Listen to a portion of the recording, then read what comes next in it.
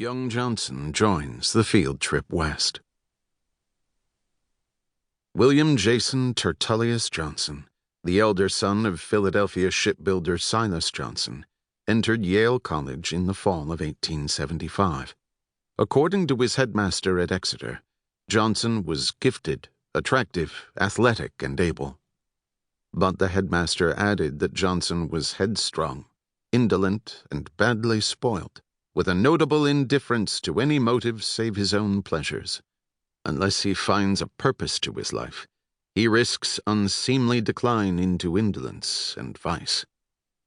Those words could have served as the description of 1,000 young men in late 19th century America. Young men with intimidating, dynamic fathers, large quantities of money, and no particular way to pass the time. William Johnson fulfilled his headmaster's prediction during his first year at Yale. He was placed on probation in November for gambling, and again in February after an incident involving heavy drinking and the smashing of a New Haven merchant's window. Silas Johnson paid the bill.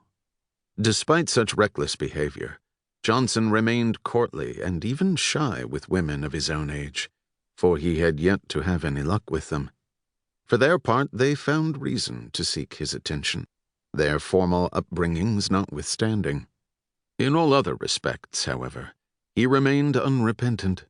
Early that spring, on a sunny afternoon, Johnson wrecked his roommate's yacht, running it aground on Long Island Sound. The boat sank within minutes. Johnson was rescued by a passing trawler. Asked what happened, he admitted to the incredulous fisherman that he did not know how to sail, because it would be so utterly tedious to learn. And anyway, it looks simple enough. Confronted by his roommate, Johnson admitted he had not asked permission to use the yacht because it was such a bother to find you. Faced with the bill for the lost yacht, Johnson's father complained to his friends that the cost of educating a young gentleman at Yale these days is ruinously expensive. His father was the serious son of a Scottish immigrant and took some pains to conceal the excesses of his offspring. In his letters, he repeatedly urged William to find a purpose in life. But William seemed content with his spoiled frivolity, and when he announced his intention to spend the coming summer in Europe, "The prospect," said his father, "fills me with direst fiscal dread." Thus his family was surprised when William Johnson abruptly decided to go west during the summer of 1876. Johnson never publicly explained why he had changed his mind, but those close to him at Yale knew the reason.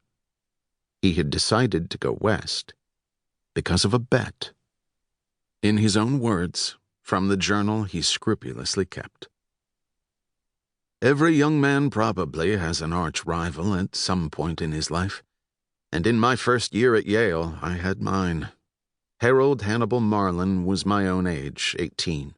He was handsome, athletic, well-spoken, soaking rich, and he was from New York, which he considered superior to Philadelphia in every respect. I found him insufferable. The sentiment was returned in kind. Marlin and I competed in every arena, in the classroom, on the playing field, in the undergraduate pranks of the night. Nothing would exist but that we would compete over it. We argued incessantly, always taking the opposing view from the other. One night at dinner, he said that the future of America lay in the developing West. I said it didn't, that the future of our great nation could hardly rest on a vast desert populated by savage aboriginal tribes. He replied I didn't know what I was talking about, because I hadn't been there. This was a sore point. Marlin had actually been to the West, at least as far as Kansas City, where his brother lived, and he never failed to express his superiority in this matter of travel. I had never succeeded in neutralizing it. "Going west is no shakes. Any fool can go," I said. "But all fools haven't gone.